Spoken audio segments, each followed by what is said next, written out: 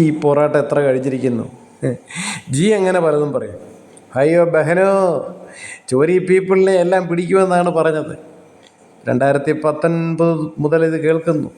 സ്വർണ്ണക്കടത്ത്, ഡോളർ കടത്ത്. പിന്നെ കഴിഞ്ഞ തവണ 24 പറഞ്ഞത് കരുവന്നൂരും സഹകരണ അപഹരണം നടത്തിയ ഒരുത്തനെയും രക്ഷപ്പെടാൻ അനുവദിക്കില്ലെന്നൊക്കെയാണ് അദ്ദേഹം വന്ന് പറഞ്ഞു. എല്ലാത്തിനെയും പണം തിരിച്ചു കൊടുപ്പിക്കും, മേലാൽ എല്ലാത്തിനെയും പൂട്ടുമെന്ന് പറഞ്ഞു. പക്ഷേ കണ്ണനെ ഒരു തവണയും കണ്ട് വിളിച്ചിട്ടുണ്ട്. മൊയ്തീൻ ആ വഴിക്കേ പോയിട്ടില്ല. എല്ലാ കള്ളന്മാരും ഇപ്പോഴും നന്നായി പ്രചരണത്തിലൊക്കെ തകർക്കുകയാണ്. അതോടൊപ്പം തന്നെ ഭാസുരേന്ദ്രൻ എവിടെ? പിന്നെ ഡോളർ കടത്തൊക്കെ എവിടെ? ബാക്കിയെല്ലാം എക്സ്ട്രാ ലോയ്ക്കും മാസപ്പടി ഇതൊക്കെ ഇവിടുത്തെ രാജാവിനും അറിയാം, അവിടുത്തെ രാജാവിനും അറിയാം. അങ്ങനെ ആശ്രിത വത്സലന്മാരാ പരസ്പരം.